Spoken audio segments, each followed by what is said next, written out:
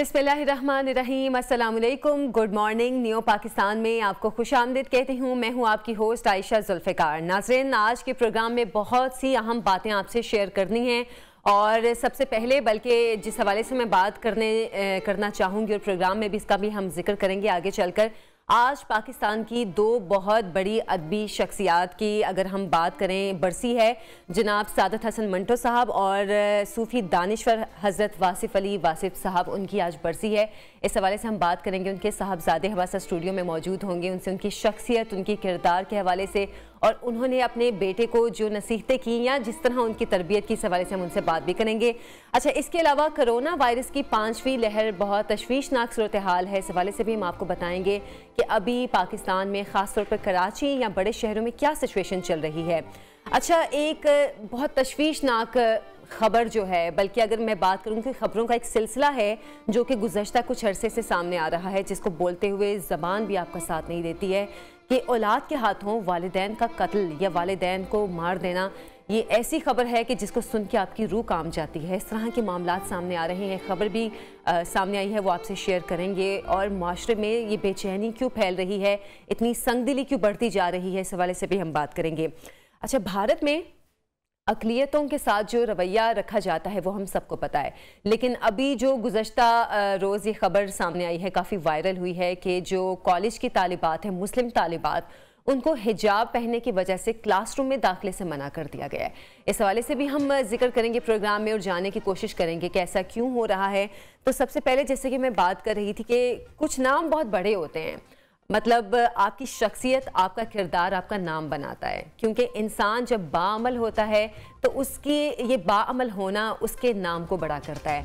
और बहुत खुशकिस्मत होती हैं वो कौमें जिनमें ऐसे लोग मौजूद होते हैं जिनकी शख्सियत भी ऊंची हो, जिनका किरदार भी आला हो और पाक साफ़ हो और वो बाअमल भी हों और इसके साथ साथ पढ़े लिखे दरवेश सिफत लोग हों। और मेरा ख्याल है ये हम लोगों की खुशकिस्मती है कि हमारे में ऐसी बहुत सी शख्सियात गुजरी हैं। और जैसे कि मैं जिक्र कर रही थी, जनाब हज़रत वासिफ़ अली वासिफ़ साहब का कौन नहीं जानता उनको, लेकिन मुझे ऐसा लगता है कि एक अहद तो उनसे मुतासिर हुआ है, लेकिन जो न्यू जनरेशन है उसको बताने की बहुत ज़रूरत है कि ऐसी शख्सियात जो गुजरी हैं, जैसे बाबा जी का भी जिक्र करते रहे, अशफाक अहमद साहब का, वासिफ़ अली वासिफ़ साहब, उनकी बातें, उनके जो कलमात थे, मेरा ख्याल है जो एक पिछली जनरेशन थी उसको बहुत हद तक पता है उनके बारे में, लेकिन न्यू जनरेशन को हमें ये सब बातें बताने की बहुत ज़रूरत है। दुनिया की हकीकतों को खलूस और खलूस नीयत और सच्चाई के साथ जिस तरह उन्होंने अपनी बातों में बयान किया है, ये हमें आगे की जनरेशन में भी डालने की ज़रूरत है। अच्छा, एक शेर से मैं आगाज़ भी करूँगी और उसके बाद उनके हवाले से एक रिपोर्ट भी तैयार की है, वो भी आपको दिखाएंगे। पहले मैं शेर पढ़ना चाहूँगी। मेरा नाम वासिफ़ बासफ़ा, मेरा पीर सैयद मुर्तज़ा, मेरा विर्द अहमद मुश्तबा, मैं सदा बहार की बात हूँ। सबसे पहले वासिफ़ अली वासिफ़ साहब के हवाले से एक रिपोर्ट तैयार की गई है, वो आपको दिखाते हैं।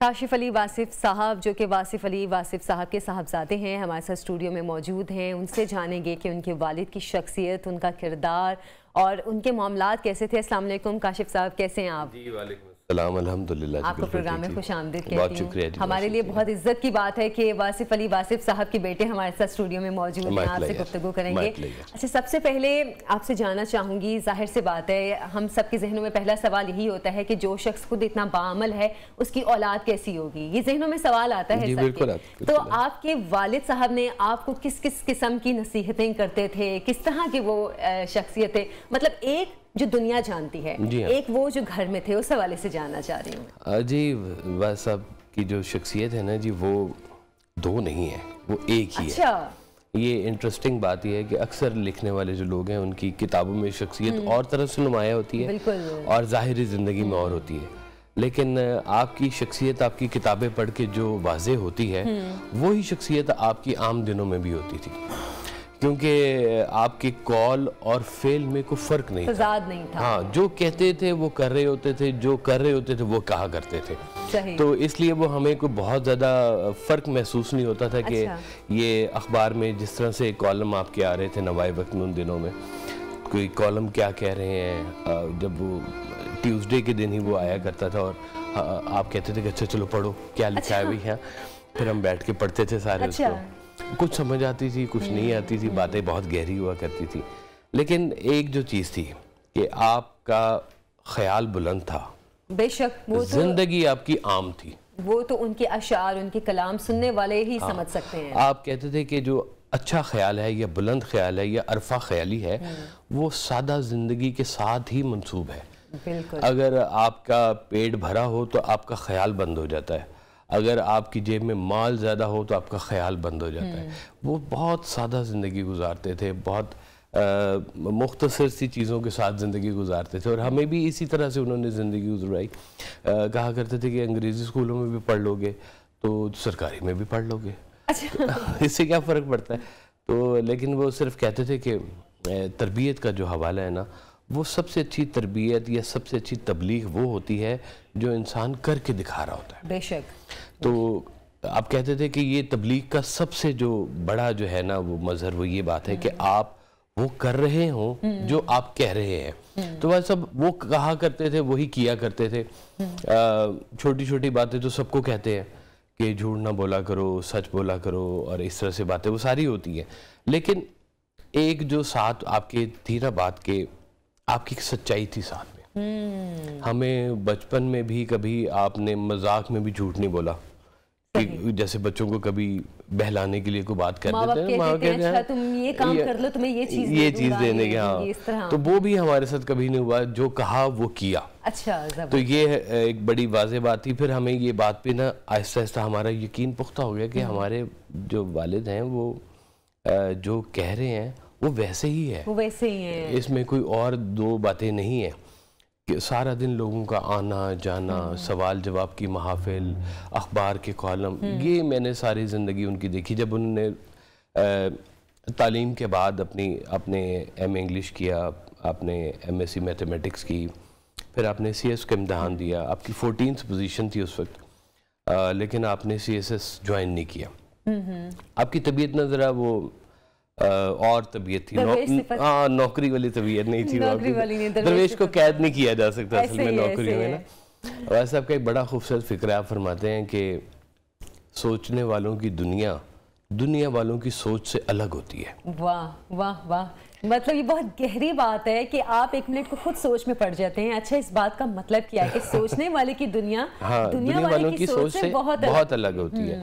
तो वो ये सोचने वाले लोग थे, ये वो लोग थे जिनमें एहसास जिंदा था। ऐसा ही है। ये वो लोग थे जो चाहते थे कि दीन भी और दुनिया भी दोनों साथ में चले, और वो अपनी भी चलाई और लोगों की भी चलाई। और मेरा ख्याल है ज्यादा बाअमल लोग वही होते हैं जो दीन और दुनिया को साथ लेकर चलते हैं, क्योंकि अल्लाह ताला खुद फरमाते हैं कि दीन के साथ साथ अपनी दुनिया को भी साथ रखो।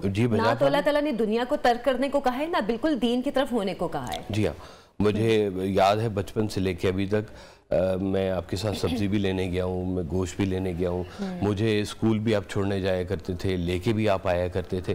वो सारी ड्यूटीज़ इतनी मसरूफियत में मुझे तो अब मैं सोचूं ना कि मैं अपने बच्चों के लिए कर सकता हूँ, बहुत मुझे डिफिकल्ट जॉब लगती है। मेरे जहन में आई थी कि मैं आपसे ये सवाल भी पूछूं कि आपके वालिद साहब आपको कितना टाइम देते थे? मतलब हम आजकल देखते हैं कि वालिदैन बच्चों को, हम तरबियत की सबसे ज्यादा बात करते हैं, लेकिन असल में तरबियत ये भी होती है कि वालिदैन अपने बच्चों को टाइम दें, और जब वो टाइम दे रहे होते हैं, चाहे वो माँ है चाहे बाप है, तो कहीं ना कहीं बच्चा वो चीजें भी सीख रहा होता है। जी हाँ। तो वो आप लोगों को टाइम कितना देते थे? मैं आपको बताऊं कि जो उस वक्त थी कि मैं किसी भी लम्हे ऐसा नहीं होता था कि मैं अनइन्फॉर्म्ड हूँ। अच्छा। मतलब मैं जा भी रहा हूँ कहीं, अगर दोस्त को मिलने जा रहा हूँ तो मैं टाइम दे के जाता था, मैं इतने बजे जा रहा हूँ, फलां दोस्त के घर जा रहा हूँ, उसका ये फ़ोन नंबर है, मैं इतनी देर में आ जाऊँगा वापस। अच्छा। और अगर मैं नहीं आया उतनी देर में वापस, मोबाइल का दौर तो था नहीं, तो आप गेट पे खड़े होते थे कि आया क्यों नहीं। फिर मैं जब पहुंचता था मुझे पूछते थे कि अच्छा रास्ते में कहाँ गए थे तुम? मैं कहती वो मैं रास्ते में पेप्सी पीने लग गया था। तो अच्छा, वो मतलब झूठ भी नहीं आप बोल सकते? नहीं, झूठ का तो कोई है ही नहीं था, सवाल ही नहीं था। वो हम अपने वालिद को ट्रिक नहीं कर सकते थे जी। वो बहुत ज़माना शनास थे। वो बिल्कुल जी। अच्छा, उनकी शख्सियत की सबसे ज्यादा चीज जो आपको मुतासिर की हो कि आप वो आज तक साथ लेकर चल रहे हैं? जी, उनकी सबसे तो की सारी शख्सियत ही मुतासिर कुन है। आपकी एक बात ऐसी है कि औलाद को माँ बाप में कोई एक चीज होती है ऐसी जो बिल्कुल क्लिक कर जाती है। मैं समझता हूँ सबसे ज़्यादा तवज्जो, जिसका आपने जिक्र किया ना, कि मेरे मैट्रिक के पेपर थे तो आपने कहा कि अच्छा उर्दू की तैयारी हो गई है। मैंने कहा जी हो गई है जी। तो आपने कहा अच्छा मुझे खुतूत गालिब सुनाओ। अच्छा, वो बड़े मुश्किल होते थे उस दौर में। मैंने कहा जी मैंने सिर्फ ये नहीं किया, मैंने बाकी सारी उर्दू कर ली है। वो सिलेक्टिव स्टडीज से होती है ना। तो आपने कहा कि ये कौन सी बात है, उर्दू भी तुमने छोड़ दी है, खुतूत लाओ मैं तुम्हें पढ़ाता हूँ। अच्छा। मुझे आपने वो खुतूत गालिब पढ़ाए और इम्तिहान में 6 सवाल खुतूत गालिब में से आ गए। अच्छा। मतलब उनको पहले से अंदाजा हो गया था। तो वो बिल्कुल ना मेरी हर चीज़ के ऊपर बहुत, मेरे पे भी, मेरी छोटी बहनें थीं, मेरी छोटी बहनों के साथ बहुत तवज्जो करते थे और बहुत ही ना दोनों के दरमियान में एक जैसा सलूक होता था। अच्छा, मतलब वो बराबरी के साथ? हाँ, बराबरी के साथ, बिल्कुल बिल्कुल। बेटियों से बहुत प्यार करते थे, बहुत शदीद प्यार करते थे। उनके नाज नखरे लाड प्यार सब उठाते थे। मुझे झाड़ भी पड़ती थी। अच्छा, बेटियों की वजह से? बेटियों की वजह से भी, क्योंकि मैं, मुझसे छोटी बहन मुझसे 4 साल छोटी है। अच्छा। सादिया उसका नाम है। तो मैं कभी कभी उसको झाड़ देता था। अच्छा। बड़े भाई ऐसे करते हैं ना, करते हैं, जाहिर है। तो एक दिन ना मैंने उसको थोड़ा जोर से झाड़ दिया तो वो थोड़ा ना उदासी हो गई और जाके उसने शिकायत लगा दी कि भाईजान ने मुझे झाड़ा है। अच्छा। तो मैं जब अंदर गया तो आपने कहा कि देखो तुम झाड़ते भी हो और तुम्हारा इस्तेहकाक भी नहीं है। मैंने कहा ये इस्तेहकाक वाला वर्ड कहाँ से आ गया, बड़ा भाई झाड़ सकते हैं, इसमें से कौन सी बात है। तो आपने कहा ये जो इस्तेहकाक होता है ना, ये अर्न करना पड़ता है कि आप किसी के साथ इतनी शफकत करें कि उसकी गलती पे आप उसको डांट भी सकते हैं। अगर तुमने वो शफकत वाला काम नहीं किया तो ये डांट वाला काम भी उस इस्तेहकाक में नहीं आता। बहुत बेहतर। अच्छा, एक आखिरी सवाल जो मैं आपसे पूछना चाहती हूँ, पाकिस्तान से बहुत मोहब्बत करते हैं और अक्सर जगहों पे उनकी जो तहरीरें भी हैं इस हवाले से, उसका हवाला भी आया है, इस हवाले से थोड़ा सा हमें बताइए। पाकिस्तान को जी आप सरकार दो आलम सल्लल्लाहु अलैहि वसल्लम का ख़ास तोहफा समझते थे जी। और बल्कि एक आपने कहा कि पाकिस्तान की बुनियाद तो उसी दिन रख दी गई थी जिस दिन बाबा फरीद गंज शकर ने अजोधन का नाम पाकपतन रख दिया था। वाह वाह। उस दिन पाकिस्तान की बुनियाद शुरू हो गई थी। और एक आपका जो फिक्रा है, बड़ा ही मशहूर फिक्रा है कि पाकिस्तान नूर है और नूर को जवाल नहीं। वाह, ये ऐसी उम्मीद देता है पाकिस्तान के हवाले से। और फिर आप अक्सर अपने अशार में भी पाकिस्तान का जिक्र करते थे, दुआओं में पाकिस्तान का, करम की एक नज़र हो जाने आलम या रसूल अल्लाह, सलामी दे रहा है सब्ज़ परचम या रसूल अल्लाह। तो वो पाकिस्तान के हवाले से बहुत टची थे। और ये चीज़ जैसे कि मैं बात कर रही थी, बहुत खुशकिस्मत होती हैं वो कौमें जिनमें ऐसे दरवेश सिफत लोग होते हैं कि जिनकी बातें आपको उम्मीद देती हैं, आपको अपने मुल्क के हवाले से, अपने आसपास के माशरे के हवाले से या अपने रवैयों, अपने रिश्तेदारों के हवाले से आपको एक उम्मीद देती हैं कि आपने किस तरह अपने मुल्क को, अपने आसपास के रिश्तों को लेकर चलना है।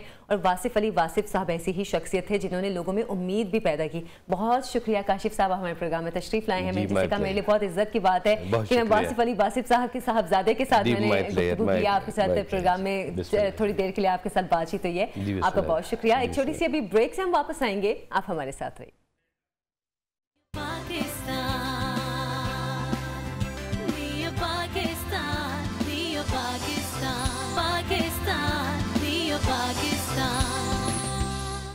Welcome back. प्रोग्राम में आपको खुशामदीद कहते हैं। नाज़रीन, कुछ खबरें जो कि हम रोज़ाना की बुनियाद पर सुनते हैं, हमें तशवीश होना शुरू हो जाती है कि ये किस किस्म के वाक़यात होना शुरू हो गए हैं, किस किस्म की खबरें हैं जो कि अब सामने आना शुरू हो गई हैं। शायद पहले भी ऐसे वाक़यात होते हों, लेकिन तब शायद मीडिया इतना ज़्यादा हाईलाइटेड नहीं करता था खबरों को, लेकिन अब मीडिया भी इतना ज़्यादा वसी हो गया है तो खबरें भी इतनी सामने आती हैं कि अक्सर सुन के आपका दिल परेशान हो जाता है कि हम लोग किस तरफ जा रहे हैं। बहैसियत कौम, बहैसियत मुसलमान और बहैसियत ख़ानदान हम किस तरह के लोगों की तरबियत कर रहे हैं कि जो इस तरह के वाक़यात सामने आना शुरू हो गए हैं।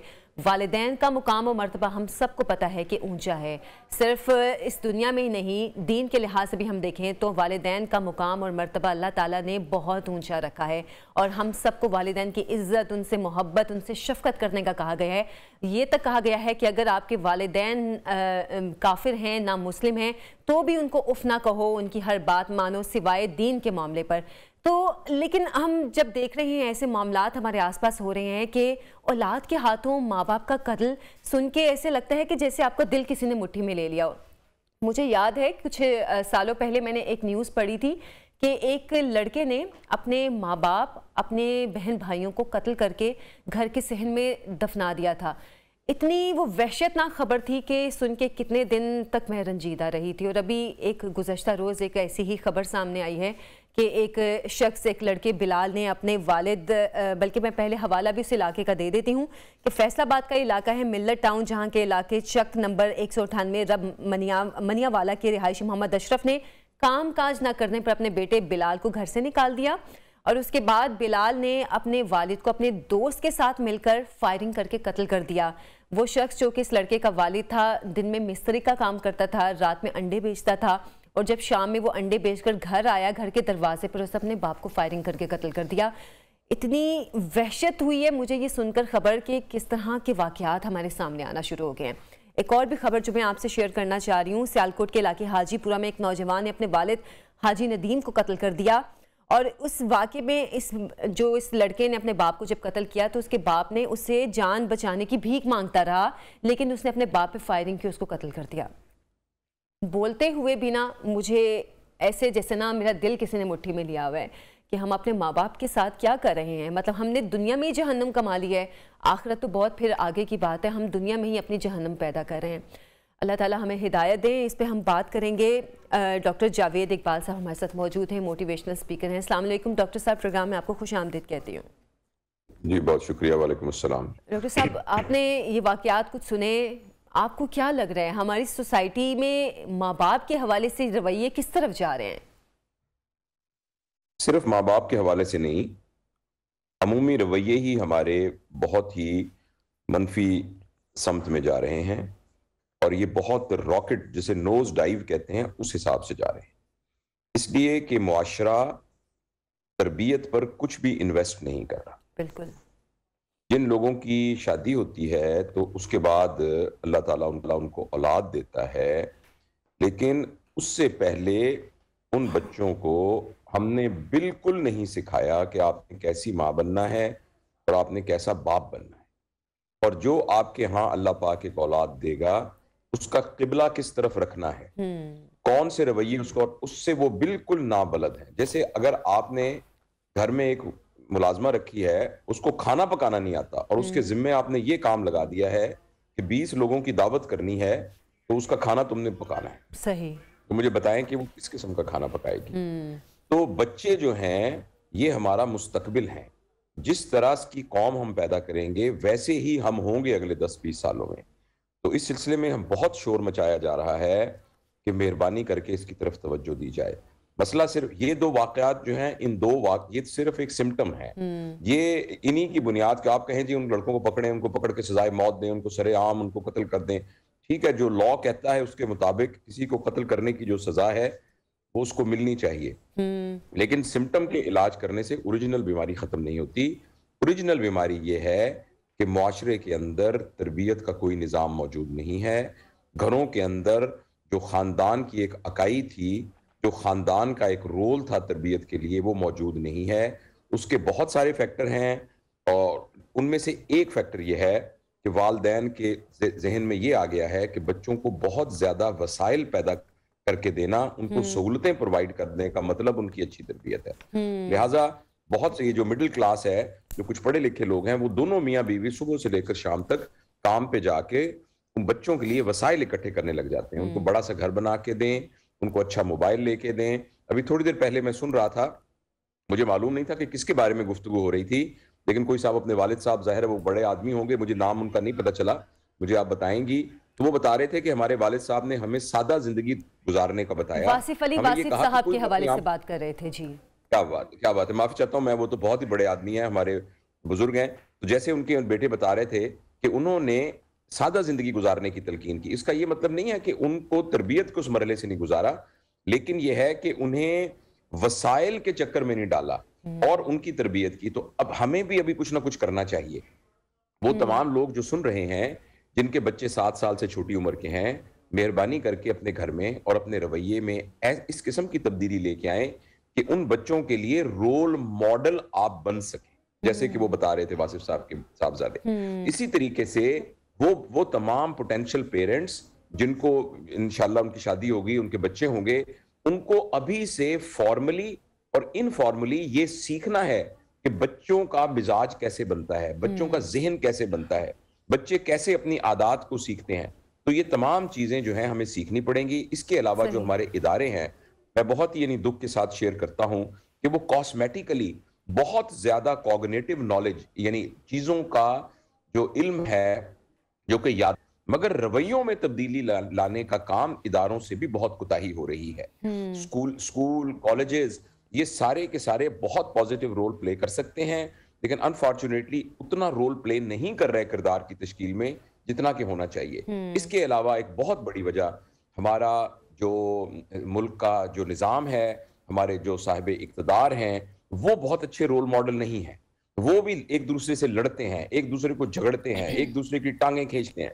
जब भी आप किसी आपके टॉक शोज पर मुख्तलिफ चैनल्स पे लोग आते हैं, वो हमेशा एक दूसरे के बारे में मनफी गुफ्तगू करते हैं, शिद्दत पसंदाना रवैया जो है उसको रोल मॉडल करते हैं, और ये सारे के सारे बच्चे देखते हैं। जब देखते हैं कि सब बड़े लोग ऐसे कर रहे होंगे, तो हर इदारे में, हुकूमती निज़ाम के अंदर, घरों के अंदर, सब जगहों पर जब ऐसे हो रहा होगा, तो उसके नतीजे में मासूम बच्चे बेचारे, उनके दिमाग का पैटर्न बहुत अजीब बन जाएगा, और उसके बाद फिर वो जो भी मनफी रवैया होगा उसको इजहार करेंगे। अच्छा डॉक्टर साहब, मुझे ये पर्सनली भी फील होता है कि गुज़श्ता कुछ सालों में, आप चाहे ये इसको 10 साल 15 साल या 20 साल का अरसा कह लें, इसमें जब ये हुक्मरानों के रवैये में एक दूसरे के खिलाफ बयानबाजियाँ, सोशल मीडिया भी ट्रेंड बन गए, फिर उसके अलावा टीवी पे आकर भी एक दूसरे के खिलाफ, जब मतलब बिल्कुल लिहाज एक जो था ना, लिहाज ख़त्म हो गया सियासतदानों में, और लोग भी वो टीवी देख रहे थे, बच्चे भी वो टीवी देख रहे थे या सोशल मीडिया यूज़ कर रहे थे। जब ये लिहाज ख़त्म होने वाली चीज़ें बहुत ज़्यादा आम हो गई हैं, तो उसके बाद से हमने देखा जो हमारी नौजवान नस्ल है उनमें भी ये लिहाज ख़त्म होता जा रहा है। जी देखिए, ये एक फैक्टर है, ये उसमें से एक फैक्टर है। दूसरा जो आपने ये निशानदेही की है ना, हमारे बच्चों की, खासतौर पे जो हमारे नौजवान हैं, उनकी ये जो स्कूलों में पढ़ते हैं, कॉलेजों में पढ़ते हैं, उन सब की तरबियत करने कहाँ से हो रही है? उनकी तरबियत हो रही है इसके जरिए जिसका नाम मोबाइल फोन है या स्क्रीन है। अब इस स्क्रीन के ऊपर जो कुछ भी आ रहा है वो टोटली अनफिट। आप अभी आधा घंटा बैठ के ना और एक कागज पे लिखते रहिए कि जो कुछ आपके सामने प्रॉम्प्ट होके आ रहा है उसमें से कितना पॉजिटिव है, कितना नेगेटिव है। जी। एंटरटेनमेंट के नाम के ऊपर वाहियाती, एंटरटेनमेंट के नाम के ऊपर आपके रवैयों की गलत तश्कील, और कुछ बहुत ब्रॉडर एजेंडे के तहत आपकी ब्रेन वॉशिंग। आप इसको अभी स्क्रॉल करके देखिए, ऐसी ऐसी चीजें आपको आएंगी और जिसमें आपका इतना फजूल वक्त बर्बाद होगा और आपका सबकॉन्शियसली माइंड चेंज होना शुरू हो जाएगा। देखिए, अब अगर आप सारा दिन बैठकर अदाकारों को देख रहे हैं, ड्रामों को देख, ठीक है, रिक्रिएशन के लिए एक टाइम होना चाहिए, लेकिन 24 घंटे आप वही कुछ देख रहे हैं जो ट्रू नहीं है, जो फिक्शन है, जो आर्टिफिशियल है, जो सिंथेटिक है, जिसका रियल जिंदगी से कोई ताल्लुक नहीं है। या आप सियासी तबसरे सुन रहे हैं, आप देखिए ना आपके टीवी चैनल्स के ऊपर मेन स्क्रीन टाइम क्या है? मेन स्क्रीन टाइम इश्तिहार है, और दूसरा स्क्रीन टाइम जो है वो सियासी मुज़ाकरात है, और वो खबरें हैं जिसमें हम मुसलसल यही बताई जा रहे हैं कि मुआशरा बहुत बुरा हो गया है, मुआशरे में बहुत शिद्दत है, फलां शख्स बहुत बुरा है, फलां बहुत खराब है, और यही सब कुछ करें। तो आप वो जो मासूम ब्रेन होंगे उनकी तश्कील हम किस तरीके से करें, इसमें हम सब जिम्मेदार हैं। और हम सब इसलिए जिम्मेदार हैं कि हम सब के नजदीक वसाइल इकट्ठे करना, पैसे को जमा करना और पैसे से मुतल्लिक चीजों को हासिल करना, ये हमारा मेन पर्पस ऑफ लाइफ है। इसके गिर्द हम रिवॉल्व करते हैं। इसके नतीजे में हमारी आने वाली नस्ल बहुत बुरी तरह कुचली जा रही है और बहुत बुरी तरह पिस रही है। और अगर हमारे थिंक टैंक ने इस सिलसिले में फौरी तौर पर कोई कुछ ना किया और एक ओवरऑल फिलॉसफी ना दी, और जिस फिलॉसफी की बुनियाद के ऊपर एक साइकी डेवलप होगी, जिस साइकी की बुनियाद पर हम आगे से अमल करेंगे, अगर इस सिलसिले में संजीदगी से हमने कुछ नहीं किया तो अगले 10-20 साल में बहुत परेशानी होगी, इससे ज्यादा परेशानी। अच्छा डॉक्टर साहब, हम अक्सर ये चीज कहते हैं, मेरी बात पूरी, अल्लाह ना करे कि ऐसे की कोई परेशानी पैदा, अल्लाह करे हमारी बात गलत हो, आमीन आमीन, अल्लाह करे ये बात गलत हो। अच्छा, ये इसी हवाले से जो एक मेरा सवाल था कि हम जो सोशल एथिक्स की बात करते हैं, क्या वेस्ट में सोशल एथिक्स हमसे बेहतर हैं? क्योंकि हम कहते हैं कि उनके असूल अच्छे हैं, उनके रवैये अच्छे हैं, वो अपनी चीज़ों में ईमानदार हैं। हम ये कहते हैं वो अपनी चीज़ों में ईमानदार हैं, और हमारे यहाँ पे ईमानदारी ख़त्म होती जा रही है।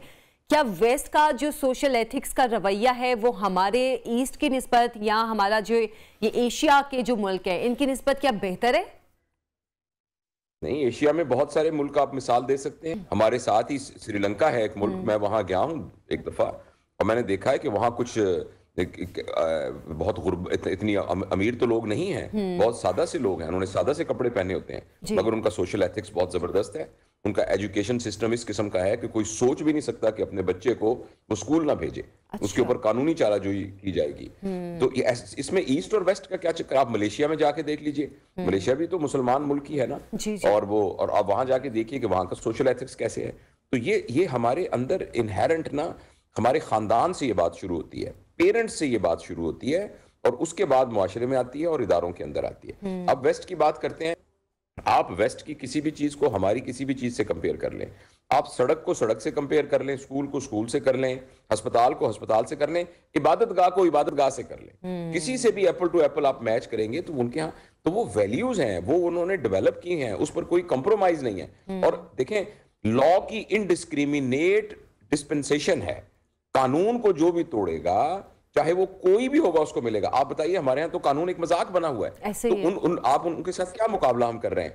उन लोगों ने इन तमाम चीजों पर मेहनत करके, अब आप देखिए जिस वक्त ये अमेरिका का वो हुआ है ना, जो सदर ट्रंप थे, तो उनके हामियों ने वो हंगामे किए और ये किए, तो उनके एक बहुत मुझे मालूम नहीं वो कौन साहब थे, शायद आर्मी के कोई, तो मैंने ऐसे रैंडम देख रहा था, तो उन्होंने ये कहा कि मेरा काम और मेरी पूरी आर्मी का काम और पूरी हुकूमत का काम अमेरिका के लॉ को प्रोटेक्ट करना है, ना किसी बंदे को प्रोटेक्ट करना है, ना किसी आइडियोलॉजी को प्रोटेक्ट करना है, ना मेरा काम किसी और चीज को प्रोटेक्ट करना है। तो ये कि ना, वहां लॉ पर कोई कंप्रोमाइज नहीं है। बाकी हजार बुराइयां होंगी, वहां भी इंफरादी तौर पर बहुत सारे प्रॉब्लम्स होंगे, लेकिन आप देखिए एक बुनियादी मुल्क का आइन है, एक बुनियादी कानून है, उस कानून की जो भी चाहे धज्जी बखेर सकता है यहाँ। तो इसलिए तो बड़ी परेशानी की बात है, जब तक हम कानून सबके लिए नहीं होगा, इंसाफ सबको नहीं, जो भी इंसाफ, आप इंसाफ लेना चाहें, आपकी कोई प्रॉपर्टी का मसला हो जाए तो पता नहीं आप 10 साल 20 साल आपकी नस्लें करेंगी, और ये सारे बातें इस बात का मजाक उड़ा रहे हैं। खुद जो हमारे जज साहबान है वो भी अपनी तकरीरों में ये कहते हैं कि इंसाफ बड़ा है, लेकिन इस सिलसिले में हम कुछ कर नहीं रहे बदकिस्मती से, और हम समहाउ किसी ख्वाब में जिंदगी गुजार रहे हैं जिसमें हम कह रहे हैं कि कोई एक ऐसी गैबी निज़ाम आएगा जो कि इसको ठीक कर देगा, और हमारे साथ एक गैबी अल्लाह की मदद है। तो अल्लाह करे है, अल्लाह करे हो, ऐसा ही हो, तो मुझे इस पर कोई वो नहीं है, और मैं उम्मीद करता हूं कि ऐसे ही हो। लेकिन जब तक हम हाथ पैर नहीं मारेंगे, इस सिलसिले में कुछ नहीं करेंगे, तो ये सब कुछ ये तो छोटे छोटे सिम्टम हैं। बाप ने बेटे को कत्ल कर दिया, बेटे ने बाप को कत्ल कर दिया, ये छोटे छोटे सिम्टम्स हैं। इन सिम्टम्स के पीछे बहुत सीरियस बीमारी है, और वो बीमारी बढ़ रही है, और वो अपनी स्टेजेस, अब स्टेज 1 2 से गुजर चुकी है। इसलिए सबकी जिम्मेदारी है। मैं ये समझता हूं, अब जो सुन रहे हैं वो कहें हम क्या करें, मैं ये कहता हूं कि मेरी ये जिम्मेदारी है कि मेरे घर की चार दीवारी के अंदर जितने लोग रहते हैं उनको मैं वैसा करने की कोशिश करूं जैसा मैं ये कह रहा हूं।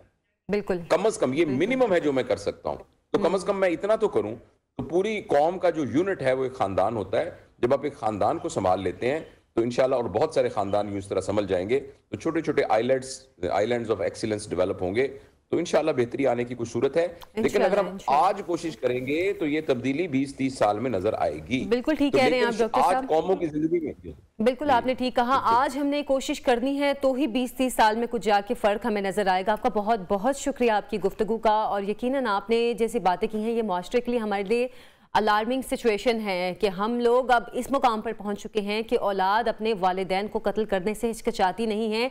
तो इनकी वजूहात क्या है, हम सबको इंडिविजुअली हमें ये सोचना पड़ेगा कि हम लोग क्या गलत कर रहे हैं। एक छोटी सी ब्रेक से हम वापस आएंगे, हमारे साथ रहिए।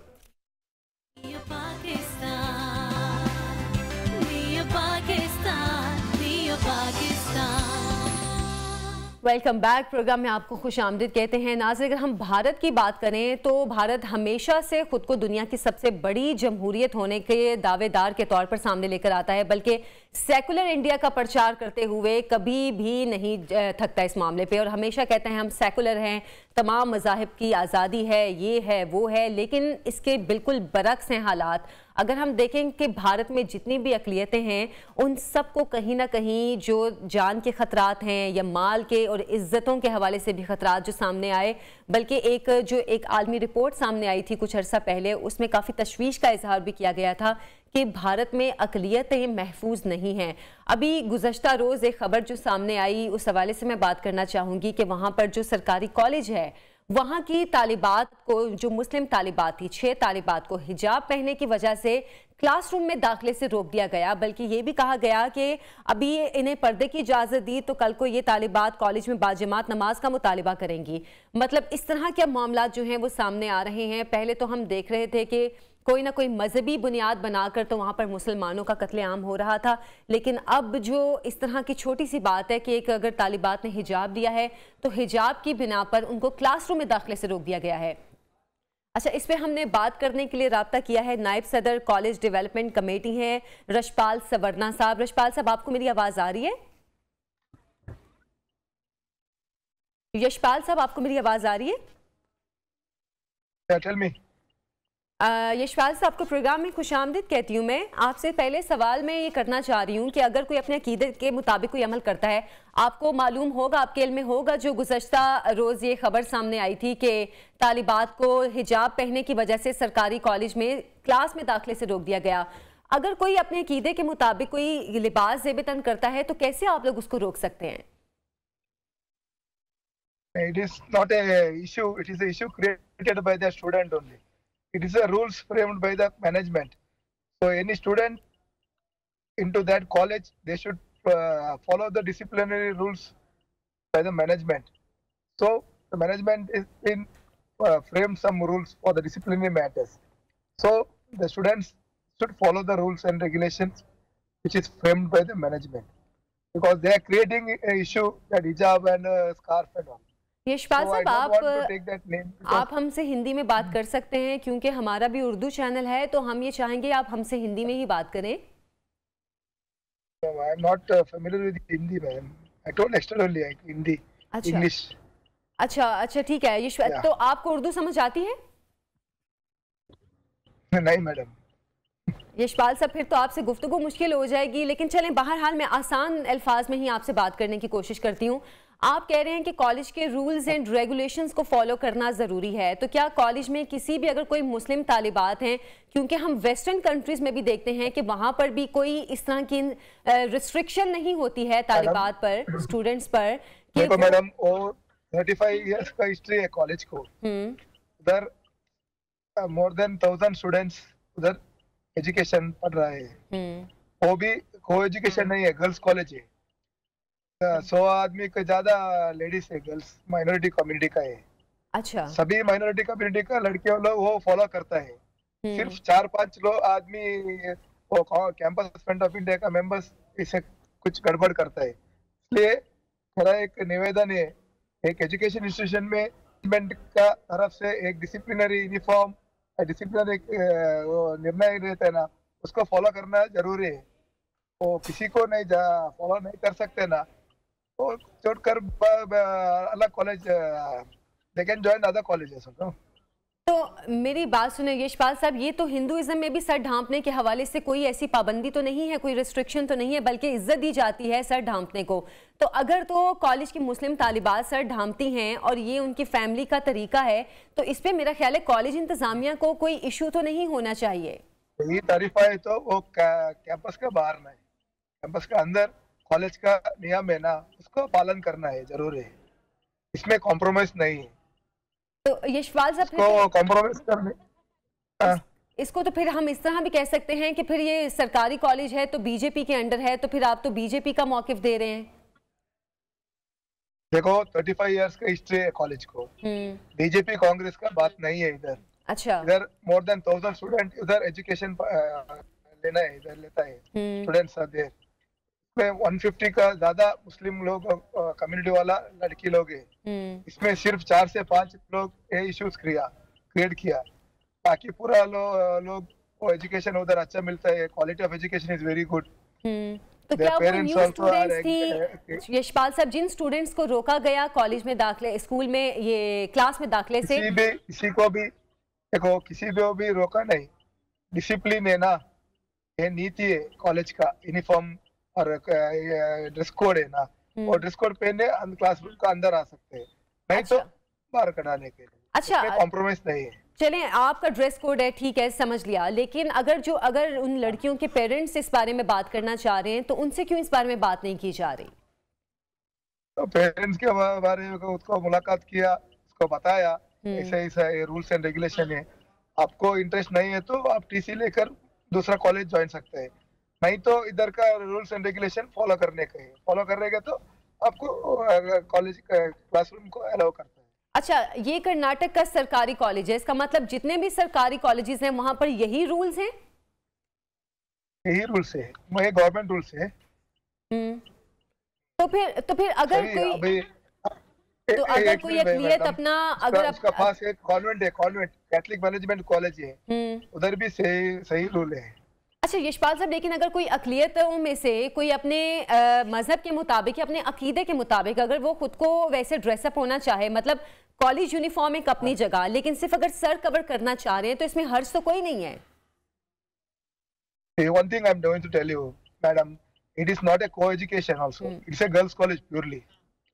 यशपाल साहब, इससे फर्क नहीं पड़ता ना कि अगर तो सिर्फ गर्ल्स कॉलेज भी है तो, लेकिन अगर किसी को इस चीज की सेटिस्फेक्शन है अपना सर कवर करने पे, तो हेड कवर करने पे, तो मेरा ख्याल है इस पे एक मिनट मैडम, सेटिस्फेक्शन नहीं है तो दूसरा कॉलेज ज्वाइन किया ना, उसका सलियत कॉलेज है, दूसरा कॉलेज है ना, मद्रासा की तरफ से है ना, उधर ज्वाइन कर सकते हैं ना, इधर क्यों लफड़ा करते इधर आके। तो अच्छा, अब आगे आप लोगों ने क्या सोचा है कि क्या करेंगे? मतलब अगर वो तालिबात इस चीज पे नहीं मानती हैं, जो कॉलेज के रूल्स हैं, तो क्या उनको निकाल दिया जाएगा कॉलेज से? बिल्कुल बिल्कुल निकलेगा। वो क्या नई स्टूडेंट्स थी? कोई स्टूडेंट रूल्स ब्रेक करते हैं ना, उसको अलाउ नहीं करते हैं।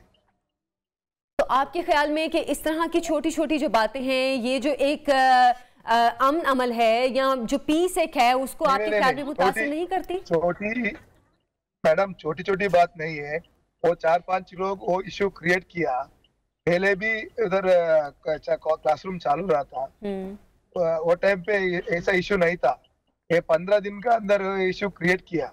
अच्छा, इसलिए पहले भी बताया ना, उसको बताया ऐसा यूनिफॉर्म का बारे में बताया, डिसिप्लिन में बताया, वो अच्छा कॉलेज है, उधर अच्छा एजुकेशन मिलता है। वो नगर का भाग में तो ग्रामांतर वाला विद्यार्थी उधर आते हैं, because we get the good quality education over there, so that we don't compromise. If they want to continue, they should follow the disciplinary rules by the management, given by the management, or else they can quit. We don't tell them to quit. तो यशपाल साहब, आप फिर कैसे justify करेंगे जो secular India का जो slogan है आप लोगों का, उसको फिर कैसे जस्टिफाई करेंगे कि तमाम जो माइनॉरिटीज हैं उनको उनकी आजादी है? I think this you are from Pakistan. Is there any Hindu is allowed in a college without wearing mask or burqa in Pakistan? They allowed? Yes, they allow. Answer me. When were they allowed? यहाँ पे जो अक़लियतें हैं उनको कोई restrictions नहीं है, उनको पूरा तहफ़्फ़ुज़ है। Saudi also they will demand to wear burqa and all. I'm not questioning, I'm not considering that matter, because we being Indians, we being the management, they should follow our rules, or else they can follow their rules where they were allowed in that college. They can. Yashpal साहब, यहाँ पर अगर आप बात करते हैं Hindu community की, वो ठीक है, एक आप स्कूल का ड्रेस कोड कहते हैं वो है अपनी जगह। नहीं मैडम, हिंदू कम्युनिटी के बारे में नहीं बात कर रहे हैं जी। इधर अभी को समानता है, हिंदू है, मुस्लिम में और कैथलिक भी है। मैंने बताया ना, उसका 100 मीटर के बारे नजदीक में एक कॉन्वेंट स्कूल है, उधर भी मास्क और स्कार्फ कुछ भी अलाउ नहीं है। अच्छा, मतलब यहाँ पर किसी भी स्कूल में ये जो हेड स्कार्फ है वो अलाउ नहीं है? नहीं, कंपाउंड वॉल तक है, उसका अंदर नहीं आ सकते। तो इस चीज का क्या पहले स्टूडेंट्स को नहीं पता था, पहले नहीं बताया गया था कि इस तरह की कोई भी चीज अलाउ नहीं है स्कूल में? एडमिशन का टाइम में वो गाइडलाइंस दिया था, उसका पेरेंट्स ने साइन किया था। मैं तो फॉलो करेगा, मैनेजमेंट और प्रिंसिपल क्या डिसिप्लिनरी एक्शन लेता है, उसको मैं बद्दू लेकर वो साइन किया था।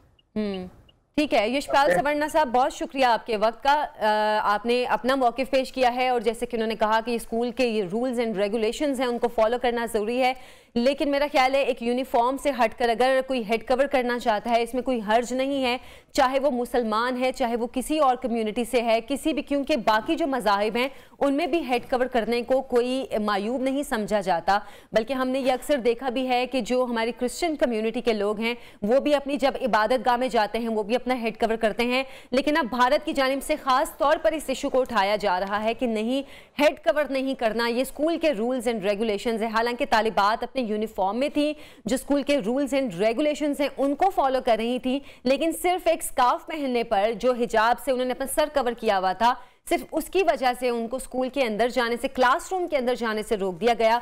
और अब एक नई ये बातें पेश की जा रही हैं कि नहीं, ये हमारे फलाने स्कूल में भी इस तरह के रूल्स हैं और उस स्कूल में भी यही मसले हैं, वहाँ पे नहीं आप हेड कवर कर सकते। लेकिन बहरहाल ये जो सेकुलर भारत का जो नारा लगाया जा रहा था, अगर इनको समंदर बुर्द कर देना चाहिए, क्योंकि भारत में वैसे भी बहुत समंदर हैं, तो उनको चाहिए कि इसको समंदर बुर्द कर दें, कि जब अक़लियतों को एक छोटा सा जो एक आज़ादी है कि अपना सर कवर करना चाह रही है, अगर वो ही नहीं करने की इजाज़त दी जा रही तो फिर पीछे बाकी क्या रह जाता है। अच्छा, एक छोटी सी ब्रेक से हम वापस आएंगे, आपको हिम्मत जाएगा, हमारे साथ रहिए।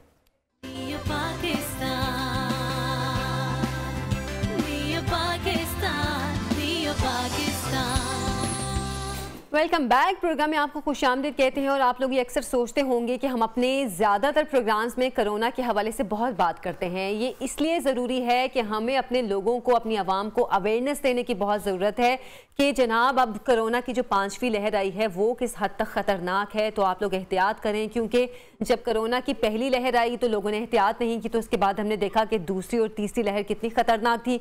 फिर लोगों को समझ आई, अच्छा हमने मास्क भी लगाना है, हमने सैनिटाइजर्स भी यूज़ करने हैं, हमने और भी जो एहतियाती तदाबीर हैं उनको इख्तियार करना है।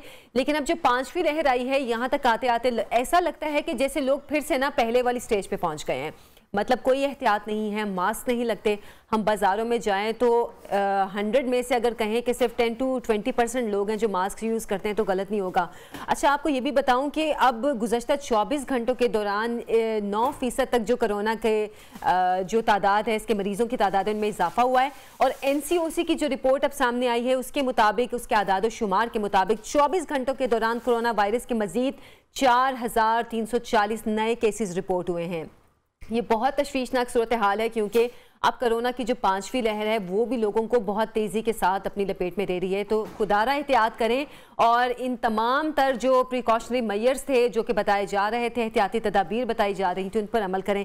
ये मैं गुज़श्ता रोज़ के आदाद शुमारी आपको बता रही हूँ कि जो अभी NCOC की जो रिपोर्ट सामने आई उसके आदाद शुमार। अच्छा, अभी जो मुस्बत केसेस की शरह 8.71% पर आ गई है। जो मजीद एक 207 मरीज थे वो शिफायाब हुए हैं। और इस हवाले से NCOC अब मुख्तलिफ फैसलों पर सख्तियाँ करने पर गौर कर रही है। हम बात करेंगे प्रोफेसर डॉक्टर अशरफ निज़ामी साहब हमारे साथ मौजूद हैं, प्रेसिडेंट पाकिस्तान मेडिकल एसोसिएशन। अस्सलाम वालेकुम डॉक्टर साहब। वालेकुम अस्सलाम सर, आपको प्रोग्राम में खुशामदीद कहती हूँ। और जैसे कि मैंने कुछ आदाद शुमार भी बताए हैं NCOC के हवाले से, अब ये भी कहा जा रहा है कि मज़ीद सख्ती की जाएगी। आपके ख्याल में अभी जो कोरोना की 5वीं लहर आई है सामने, किस हद तक ये खतरनाक है? Thank you very much Ayesha. देखिए, मैं समझता हूँ कि आप मतलब इसको सुनती रही हैं और आपके नाज़रीन भी जानते होंगे, Pakistan medical association is very much deeply concern over the situation. और ना सिर्फ आज, बल्कि जब पहली लहर आई थी तो उसके अंदर भी जो शोर डाला गया था, that was from the Pakistan medical association. और स्टाफ साहब ने भी अपना जो किरदार था अदा किया, लाहौर से, कराची से, जहां जहां हमारी ब्रांचेस है, और हुकूमत को हमने प्रेशराइज किया था कि this is the wave which is been started from China, और चाइना के बाद दुनिया के साथ आएगी, और पाकिस्तान भी उससे कोई मुबर्रा तो नहीं होगा। हमने प्रेशर डाले, हुकूमत को कंसर्न शो किए, लेकिन एक न जाने क्यों बदकिस्मती है हमारे यहाँ कि हम समझते हैं कि we just want to stay in a state of emergency. यही समझते हैं कि दुनिया के अंदर मसाइल आ जाएंगे, लेकिन पाकिस्तान चूंकि बड़ा मुकद्दस सरजमीन है तो लिहाजा यहाँ पे हम बचे रहेंगे। इसमें कोई शक नहीं है कि पहली दूसरी वेव के साथ, और जो लास्ट वेव हमारे साथ डेल्टा वेरिएंट की वेव थी, जिसके साथ हमने इंडिया में देखा और दूसरे ममालिक जो हमारे हमसाया ममालिक है, यूरोप और अमेरिका के अलावा, वहां भी कोई अच्छी सूरत हाल ना थी। लेकिन अल्हम्दुलिल्लाह कि पाकिस्तान में बेहतर एक रिलेटिव टर्म है। लेकिन उस वक्त हमने देखा था कि हॉस्पिटल्स के अंदर बेड्स की अवेलेबिलिटी नहीं थी। उस वक्त हमने देखा कि हमारे पास वेंटिलेटर्स नहीं थे, ऑक्सीजन की शॉर्टेज यहाँ पे थी। लेकिन एनी हाउ, हम चूंकि सबर शुक्र करने वाली कौम है, और जैसा आपने फरमाया अभी के मतलब हार्डली 10% पीपल हुआ SOPs पे अमल। SOPs भी क्या कि जो मास्क का इस्तेमाल करते हैं, बाकी तो प्रैक्टिकली मुमकिन नहीं है कि जो हम कहते हैं कि सोशल डिस्टेंसिंग रखें। How comes it is not possible practically कि जहाज के बाहर तो बड़ी मतलब फनी सी सूरत हाल होती है कि एयरपोर्ट के ऊपर देखा जाए तो बड़ा लगाया होता है जी, इधर से इधर नहीं जा सकते, डिस्कस रखना है, सारी चीजें करनी है। Whereas you enter into the aeroplane तो प्लेन के अंदर मतलब वो सारी 100% कैपेसिटी के साथ जहाज चल रहा होता है। इसी तरह से बाकी पब्लिक ट्रांसपोर्ट की है और हमारे जो बाजारों में, हॉस्पिटल्स के अंदर, शॉपिंग मॉल्स के अंदर वो सारे रवैये हैं। मैं समझता हूँ कि जिंदगी के लिए कुछ हमें इसेंशियल्स हैं जहाँ पे कि हमें यकीनी तौर पे उसके ऊपर मतलब अमलदारी और जिंदा रहना, काम करने की जरूरत है। लेकिन ये जो शौकिया किस्म की मतलब चीजें आती हैं उनको हमें इज्तनाब करनी चाहिए। अच्छा। और मैं उनमें से मेरा जो मानना है कि हुकूमत की तरफ से, आपकी तरफ से, मीडिया की तरफ से, हमारी तरफ से एज एसोसिएशन गालिबन अवेयरनेस की वैसी कंपेन नहीं है। अवेयरनेस के अंदर वैसा नहीं है कि लोगों को हम ये बावर करा सके कि और it is significantly important for us कि अपने आप को इससे हम बचाएं। आप जानती हैं कि इटली के अंदर, अमेरिका के अंदर जितना डेथ टोल गया, तो अभी ये जो एक कहा जा रहा है कि ओमिक्रॉन की खातिर कि ये इतना खतरनाक नहीं है जितना डेल्टा वेरिएंट था। अच्छा। लेकिन ये खतरनाक उन ममालिक के लिए नहीं है जहां पे कि लोगों की वैक्सीनेशन 80% तक हो गई है, उससे भी ज्यादा हो गया वैक्सीन।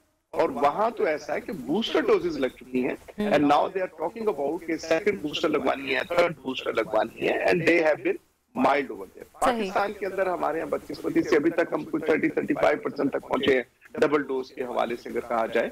तो उस वक्त तक तो वैक्सीनेशन ये मुकम्मल नहीं जब तक कि हम 2 डोजेज इसकी नहीं लगवा लेते।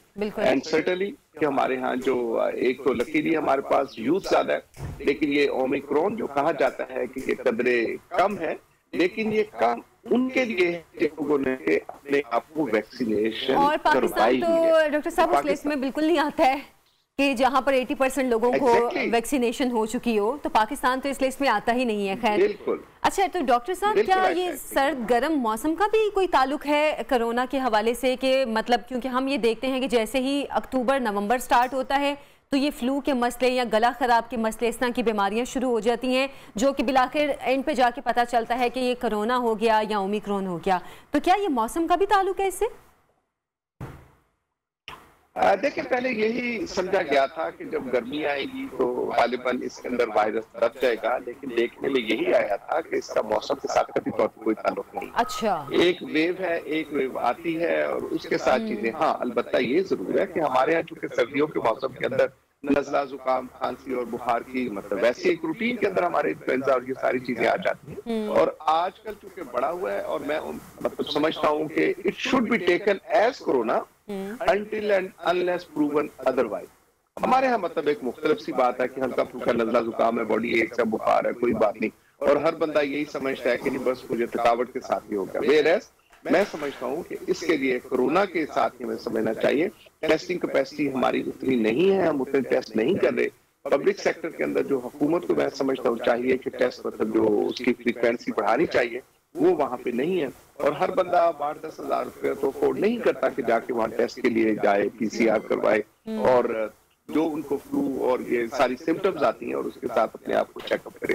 तो हैविंग सेड, मैं समझता हूँ कि हुकूमत की तरफ से ये हमें आपके तवज्जुह से मैं अपील भी करना चाहूंगा कि अपनी वो टेस्टिंग कैपेसिटी को बढ़ाएं और टेस्टिंग कैपेसिटी के साथ जितने भी लोग अफराद आते हैं that should be free of cost, ताकि हमें फैक्चुअल पोजीशन पता चल सके कितने लोग हैं जो कि कोरोना के साथ मुतासिर हैं and what we have a statistical number.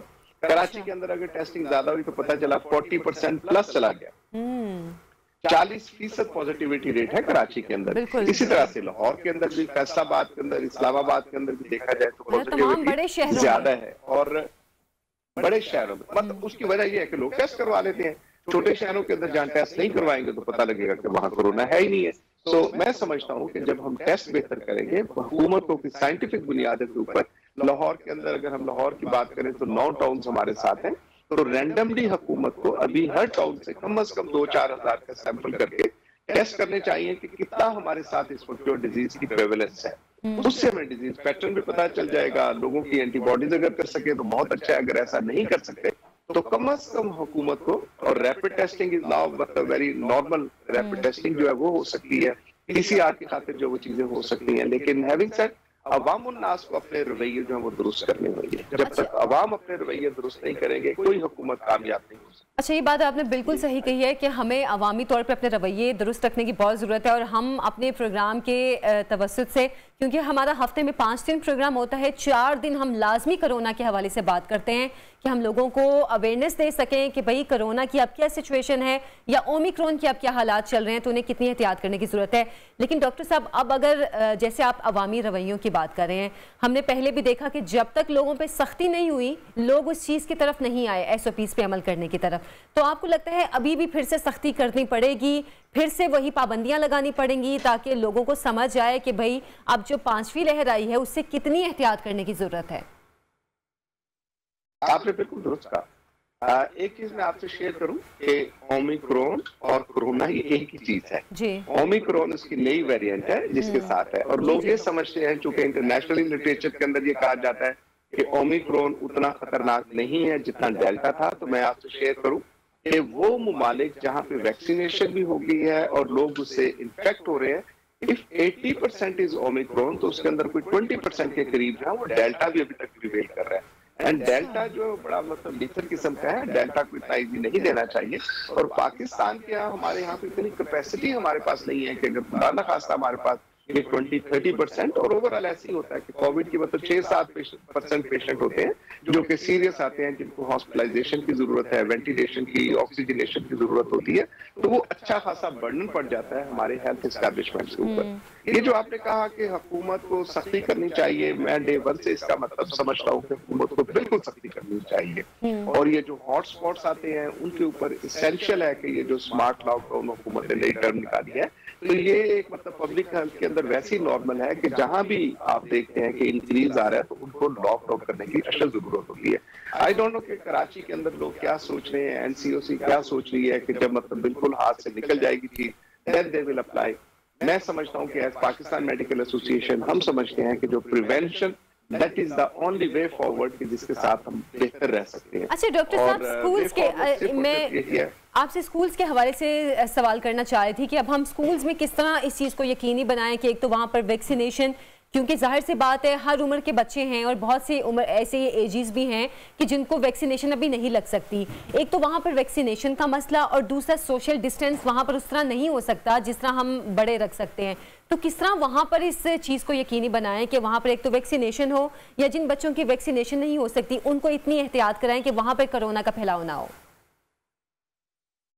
देखिए, मैं समझता हूँ कि बच्चे जो है हमारे ज्यादा बेहतर हैं। ये जो बड़े हैं ना, इनको सिर्फ और सिर्फ अल्लाह समझे। बच्चों को आप एक दो दफा समझा दे, बच्चे बेहतर तरीके से बिहेव करते हैं। लेकिन सोशल डिस्टेंसिंग के लिए मतलब मैं नहीं मान सकता कि प्रैक्टिकली इट इज पॉसिबल।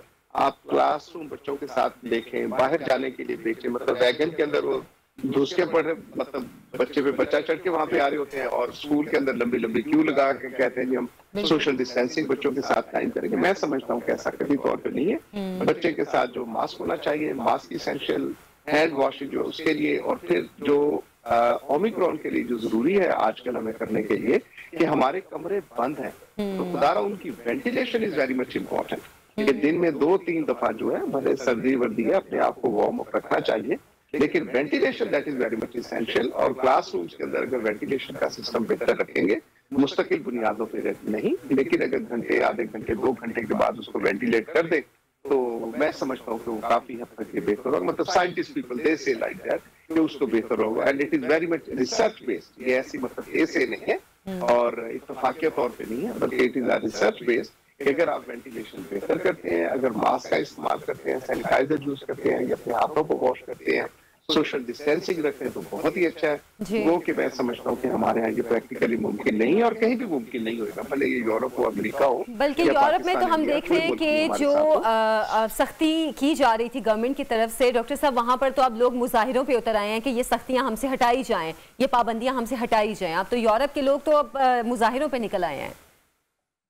देखिए आयशा, हम इंसान हैं और यकीनी तौर पे आप जब फ्रस्ट्रेट होते हो तो सर्टनली आप मुजाहिरों के लिए भी आते हो और आप एक्सेप्ट करते हो। अभी मतलब अगर मैं आपसे शेयर करूं कि 2005 के अंदर जब ज़ल्ज़ला आया था, तो मतलब आई सर्व्ड ओवर देयर, और वहां पे पहले दिन यही था कि ज़ल्ज़ला और आफ्टर शॉक तो बहुत आते थे, तो यही था कि जी बाहर निकलो, खुली फिजा के साथ चले जाओ, और आते आते इतना था कि जिंदगी और मौत का फर्क महसूस नहीं होता। तो कहते हैं कि रो रो के लोगों की आंखों के आंसू जो वो खुश्क हो गए थे, एंड इट वाज सो अपैथिक। और इसको मतलब एक स्ट्रेस सिंड्रोम कहते हैं कि मतलब उस स्ट्रेस की पोजीशन के अंदर आ जाते हैं। और मैं समझता हूँ कि अब ह्यूमन भी जो है उसी तरह से उस स्ट्रेस के अंदर है, और उससे निकालने के लिए that's what the media is, that's what the governments are over there, what over, the associations are over there. तो ये साइकोलॉजिकल जो हमारा एक ट्रॉमा जो आ रहा है, साइकोलॉजिकल जो हमारी ये सिम्टम अब उभर के आ रही है दुनिया के अंदर, people are addressing all that. तो मैं समझता हूँ कि हमारे यहाँ भी ये जरूरी है कि मीडिया टॉक्स हो, इसके लिए लोगों के अंदर अवेयरनेस की जाए। बिल्कुल, मीडिया टॉक्स भी होनी चाहिए, लोगों में अवेयरनेस भी आनी चाहिए। डॉक्टर साहब बहुत बहुत शुक्रिया आपके वक्त का। कोरोना के हवाले से आपने इतनी अहम डिस्कशन की है और ख़ास तौर पर लोगों को एहतियाती तदाबीर में सिर्फ मास्क पहनना ज़रूरी नहीं है, जो बाकी SOPs हैं उन पर भी अमल करना बहुत ज़रूरी है। एक छोटी सी ब्रेक से हम वापस आएंगे, हमारे साथ रहिए। Welcome back. प्रोग्राम में आपको फिर से खुशामदीद कहती हूँ। एक बहुत बड़ी शख्सियत के हवाले से मैं बात करने लगी हूँ, मंटो साहब के हवाले से। कौन, मेरा ख्याल है बहुत कम लोग होंगे जिन्होंने मंटो साहब को नहीं पढ़ा होगा, लेकिन अगर हम उनकी शख्सियत के हवाले से, उनके अफसानों के हवाले से बात करें तो उर्दू अदब का वो इतना बड़ा नाम है और उन्होंने ऐसे ऐसे अफसाने लिखे हैं, मतलब अगर कहा जाए कि जदीद दौर के अफसाना निगार हैं तो गलत नहीं होगा। अच्छा, उनकी तहरीरें भी बहुत ज़ौक़ शौक़ से पढ़ी जाती हैं और उनके, बल्कि अक्सर हम देखते हैं कि जो कतबात हैं वो भी अक्सर जगह पे लिखे होते हैं।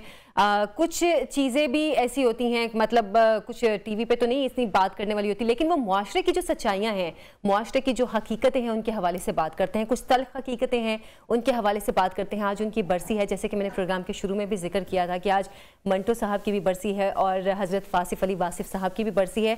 तो हमने कहा आज के प्रोग्राम में इन दो बड़ी शख्सियात के हवाले से जिक्र करना लाजमी है। तो मंटो साहब की मैं जैसे कि बात कर रही हूँ कि उर्दू के अफसाना नवीस थे और इनकी एक बहुत बड़ी बात है, मैं वो उसका हवाला भी देना चाहूँगी कि उन्होंने कहा कि अफसाना मुझे लिखता है। ये बहुत बड़ी बात है कि हम कहते हैं ना कि अफसाना निगार लिखता है अफसाने को, लेकिन मंटो साहब ने कहा कि अफसाना मुझे लिखता है। तो आज उनकी बरसी है, उनकी बरसी के हवाले से हम बात करेंगे। अमजद इस्लाम अमजद साहब हमारे साथ मौजूद होंगे। अमजद साहब बहुत शुक्रिया आपके वक्त का, इतनी बड़ी शख्सियत के हवाले से बात करने के लिए हमने आपको अपने प्रोग्राम में दावत दिया। हमारे लिए भी ये शर्फ की बात है कि हम आपसे भी बात कर रहे हैं मंटो साहब के हवाले से। उनकी शख्सियत, उनके अफसानों को आप दौरे जदीद के लिहाज से किस तरह देखते हैं? मेरे ख्याल में देखें, बहुत लोग ऐसे हैं जिनके बारे में शायद कोई दो राय नहीं होती, बहुत खुश नसीब लोग होते हैं। तो नसर में जैसे फैज साहब हमारे शायरी में हुए, तो 20वीं सदी में जो टर्न लिया हमारी शायरी और नसर ने, तो उसमें नसर में सबसे बड़े आदमी जो है हमारे पास वो मंटो साहब ही हैं। और मंटो साहब ने बहुत वेरिड मौज़ूआत पे लिखा है। बदकिस्मती से उनके वो कुछ अफसाने जो जिनसी मौज़ूआत पे लिखे हुए हैं उन पर ज्यादा बात होती है। अदरवाइज उन्होंने इंसानी नफ्सियात से मुतल्लिक बहुत ही उम्दा उनका जो यानी सूझबूझ थी इंसानों के मसाइल में नीचे उतर कर देखने की, वो बहुत कमाल की थी। और फिर उनका जो रवां दवां एक असलूब था नसर का, उसके साथ मिलकर वो नाजुक से नाजुक मसले को भी बहुत छोटे 4-5 सफ़ों के अंदर अंदर वो उन्होंने बहुत कुछ लंबी कहानियां नहीं लिखी, तो वो इसको बयान कर देते थे। और फिर जहां तक उनके सियासी शऊर का ताल्लुक है, आप ये देखिए कि 1950-51 में जब अमेरिका अभी सेकेंड वर्ल्ड वॉर के बाद बड़ी पावर बनने की कोशिश कर रहा था, उस वक्त मंटो ने अंकल साम के नाम खतूत लिखे। अच्छा। और कमोबेश खतूत वही थे जिनमें अमरीकी साम्राज्य का साम्राज्य का वही पहलू दिखाया गया जो आगे चलकर हमने देखा है। तो ये उनका एक पॉलिटिकल विजन भी बड़ा साफ और बड़ा गहरा था। और फिर सबसे बढ़कर ये कि उन्होंने जो कैरेक्टर स्केच है, शख्सी खाके जिनको हम कहते हैं, वो इतने बाकमाल लिखे हैं। मतलब मैंने कायदे आज़म का एक उन्होंने लिखा मेरा साहब के नाम से एक शख्सी खाका। मेरे ख्याल में कायदे आज़म की एज ए ह्यूमन बीइंग इतनी खूबसूरत तस्वीर शायद किसी ने भी नहीं बनाई। अच्छा, अमजद साहब, मंटो साहब का जो ज़माना है, हम जैसे कि मैं बात भी कर रही थी कि हम उसको जदीद अफसाना निगारी का ज़माना कहते हैं। बड़े बड़े नाम थे जो कि उनके साथ थे, जैसे कि कृष्ण चंद्र, गुलाम अब्बास, असमत चुगताई, हयातुल अंसारी, अहमद नदीम कासमी और मोहम्मद हसन अस्करी वगैरह, मतलब बहुत बड़े बड़े नाम हैं। आप इन सब में मंटो साहब को कहाँ देखते हैं? मैंने तो पहले शुरू में कह दी कि मैं इनको इन सब का सरदार था। अच्छा। हाँ, क्योंकि मेरे नज़दीक ये जैसे 20वीं सदी की शायरी में इकबाल के बाद फैज साहब ने एक नाम बनाया, इसी तरह आप समझिए कि जदीद उर्दू नसर में मंटो साहब ने अपना नाम बनाया है और अभी तक वो कायम व दायम चला। अच्छा, मंटो साहब को एक बागी अफसाना निगार भी कहा जाता था। जी हाँ, देखें बात यह है कि जो भी आदमी जो सेट नॉर्म्स होते हैं ना मुआशरे के, उसमें रह के अंदर लिखता है तो वो मुआशरे को एक्सेप्टेबल भी होता है, क्योंकि वो उनको कोई छेड़ता नहीं है। तो तो मंटो साहब की जो नोकीली कह लीजिए नजर थी वो पड़ती ही वो किसी सिस्टम की खराबियों पर थी। तो इसलिए जाहिर है जब भी खराबियों को ओपन किया जाएगा तो जो इसकी जद में आएंगे वो इसको पसंद तो नहीं करेंगे, और इसी वजह से उनकी, और वैसे ये मेरे ख्याल में कोई नई बात नहीं। अच्छा, वैसे आपकी इसी बात से मैं ये जानना चाहूंगी, आपके मंटो साहब के जिन अफसानों या जो उनकी कहानियां थी उन पर एतराज़ किया जाता है, सोशली कहा जाता है कि वो एक्सेप्टेबल नहीं है, क्या आपके ख्याल में वाकई वो काबिल एतराज़ या एक्सेप्टेबल नॉन एक्सेप्टेबल थी? नहीं, मेरा ख्याल में देखिए बात यह है कि वक्त के साथ साथ कुछ जो होती है ना मुआशरे, उनके अंदर एक वसत पैदा होती है। जिस जमाने में मंटो साहब ने ये कहानियां लिखी उस जमाने में ख्वातीन का तालीम के या दूसरे मैदानों में आना अभी नया शुरू हुआ था, और उनकी एक्सप्लॉयटेशन बहुत ज्यादा होती थी मुख्तलिफ शोबों में। तो इसको मंटो साहब ने जो लिखा, और जाहिर है कि एक्सप्लॉयट करने वाले मर्द होते थे, तो वो मर्द जो हैं वो बहुत चीमची होते थे कि जब उनकी दुम पर पाँव पड़ता था मंटो साहब के कलम की वजह। अच्छा अमजद साहब, जैसे कि आप हवाला दे रहे थे कि 1950-51 में जब अमेरिका ताकत में आ रहा था तो भी उन्होंने अंकल सैम के नाम से वो एक ख़त लिखा, एक मतलब एक पूरा सियासी मंजरनामा था जो उन्होंने लिखा। अगर आजकल के दौर में, क्योंकि अब तो जंगें भी ज़्यादा हैं, हालात भी ज़्यादा सख्त हैं, आपके ख्याल में अगर मंटो साहब आज होते तो क्या उनकी तहरीरें ज़्यादा तल्ख और कड़वी होती?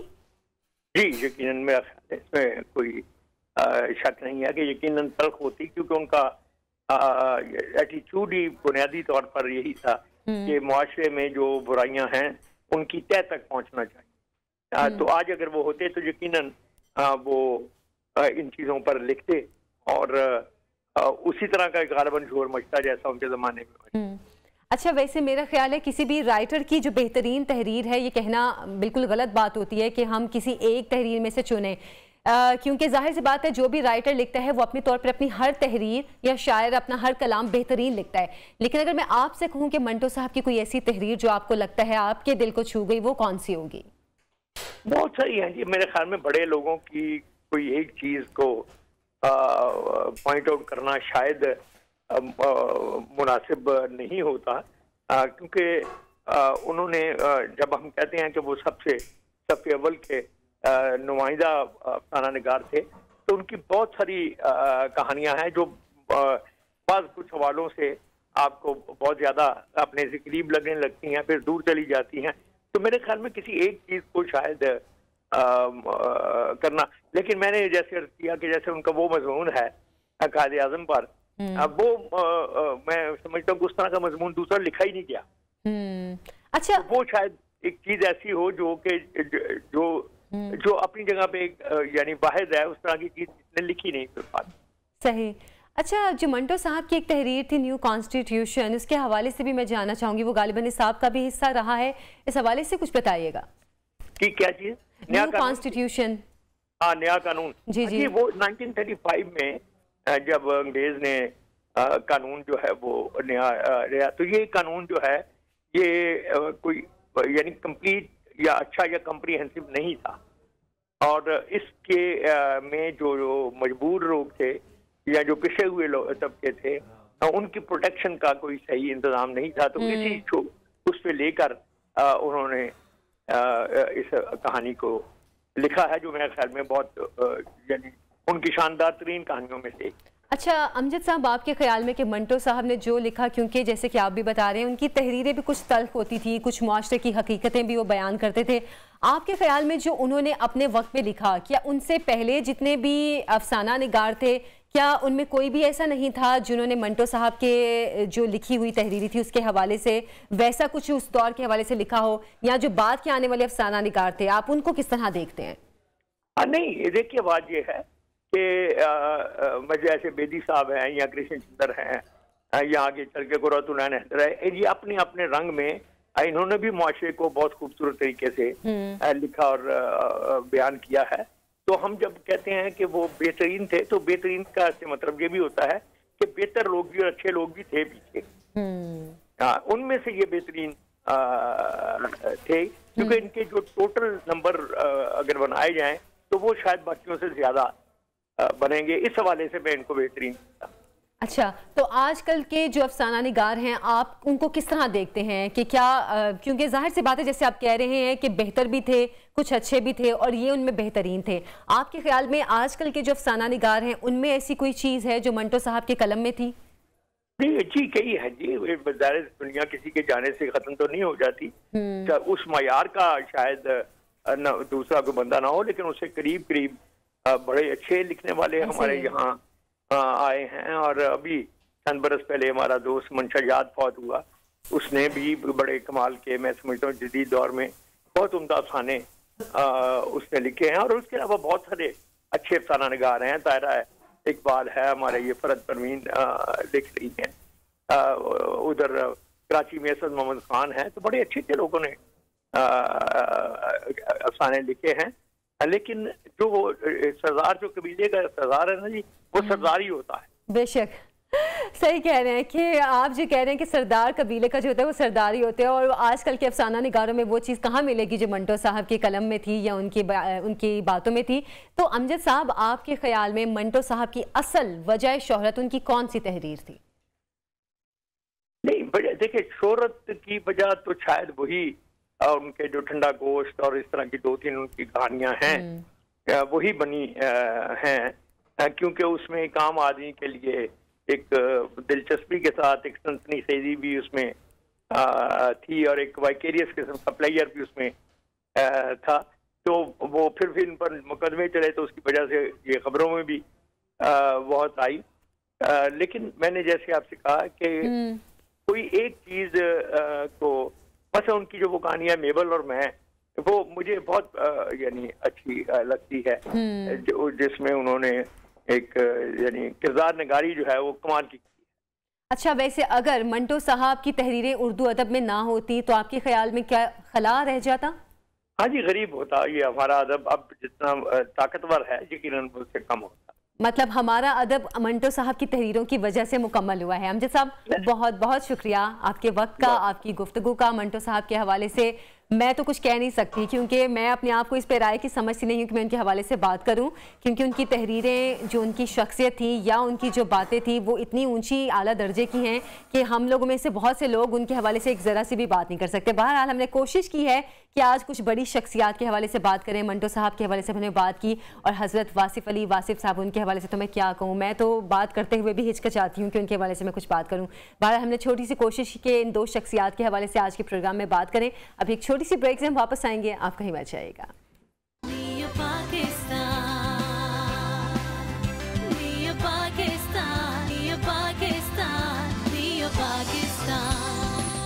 Welcome back. रूह अफ़ज़ा की किचन से आपको खुशामदीद कहती हूँ, और आज फिर हमारे किचन से अच्छी सी मज़ेदार सी खुशबू उठ रही है। अनम कुछ मज़ेदार सा पका रही हैं, शायद आपको कैमरे में नज़र भी आ रहा हो। तो अनम, क्या बना रही हैं? बिल्कुल आयशा, अस्सलाम वालेकुम, कैसी हैं आप? कैसे हैं आप सब लोग? हालांकि हम पहले एक दूसरे को सलाम दुआ सब काफी मिलजुल, लेकिन वो भी ऑन एयर की वो भी तो होती है ना, लेकिन हाँ, ये भी ज़रूरत होती है। हाँ, तो उसके बाद जो है आज हम रूह अफ़ज़ा के किचन में जो है बेसिकली चिकन चीज़ पराठा बना रहे हैं। तो देखें, एक तो मैंने काट के रख दिया हुआ है, अब आप इसको अंदर से भी देख रही होंगी कि चीज़ कैसे इसके अंदर से नज़र आ रही है। एक मैंने पकने के लिए रखा हुआ है, और एक जो है मैं बना रही हूँ, एक और भी बनाऊंगी। मतलब आज अनम सिर्फ बनाएंगी? आज सिर्फ मैं बनाऊंगी असल वाला खाना, असल वाला बनाने वाला बनाना नहीं, वो दूसरे वाला नहीं, खाना बनाना। तो ये देखें आप जो है ये इसको, अच्छा एक चीज़ जो बड़ी इंपॉर्टेंट है वो ये है, क्योंकि इसके अंदर चीज़ है तो हमें इसको थोड़ी देर हल्की आंच पे पकाना पड़ेगा ताकि जो है चीज़ अच्छी तरीके से अंदर मेल्ट हो जाए। अच्छा अनम, मैं भी जो आपने पहला बनाया, मैं उस पे देख रही थी, आपने एंड पे उसका जो आग थी काफ़ी हल्की रखी हुई थी, लेकिन अभी आपने स्टार्ट में भी हल्की रखी हुई। हाँ, मैंने स्टार्ट में भी हल्की रखी ताकि जो है अच्छी तरीके से मेरी चीज़, क्योंकि कीमा इसके अंदर पका हुआ है, पराठे जो है हम फ्रोजन ले रहे हैं। बेसिकली हमें क्या कुक करना है, चीज़। तो चीज़ को थोड़ा सा क्या चाहिए होता है कि उसको मेल्ट करने के लिए थोड़ा सा टाइम चाहिए होता है। अच्छा, पराठे फ्रोजन हैं तो क्या घर वाले जो बिल्कुल जैसे मेरे पास तो क्योंकि आपको पता है टाइम की शॉर्टेज की वजह से मैं जो है वो फ्रोजन पराठा ले रही हूँ। आप अपने घर में आराम से, जैसे कि आप कीमे वाली रोटियां बनाते हैं, उसके लिए 1-2 आपने रोटियां लेनी है, उसमें स्टफिंग करनी है, उसमें चीज की स्टफिंग करनी है। अच्छा, इसके लिए बेस्ट ये होगा कि अगर आप घर में भी मैदे की ही पराठे बनाएं। तो वो ही बेस्ट रहेगा इसके लिए, क्योंकि मैदे से क्या होता है कि बड़ा ज्यादा क्रिस्प आता है। अगर आप खाली मैदे की नहीं खाना चाहते तो आप मैदा और वो जो ब्राउन आटा है, ब्राउन आटा, व्हीट आटा, उसको लेकर आप जो है मिक्स एंड मैच करके, मैंने कुछ अर्सा पहले ब्राउन आटा सुना तो मेरे दिमाग में ब्राउन आटा बैठ गया। व्हीट व्हीट और आटे की रेगुलर ब्राउन आटा कहती हूं, उसको मिक्स करके। मगर लेकिन आपने क्वांटिटी जो है मैदे की थोड़ी ज्यादा रखनी, ताकि मैदे से ही बेसिकली ज्यादा क्रिस्प आता है। हाँ, मैदे से ज्यादा क्रिस्प आएगा।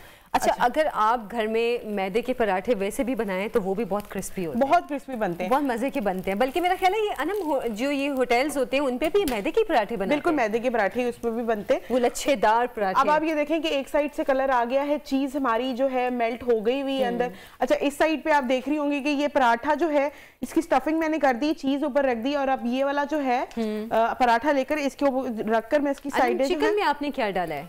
चिकन के अंदर मैंने जो सिंपल बड़ी मैरिनेशन रखी, कोई भी इतनी ज्यादा वो क्या कहते हैं ना मुश्किल वाली नहीं रखी मैंने।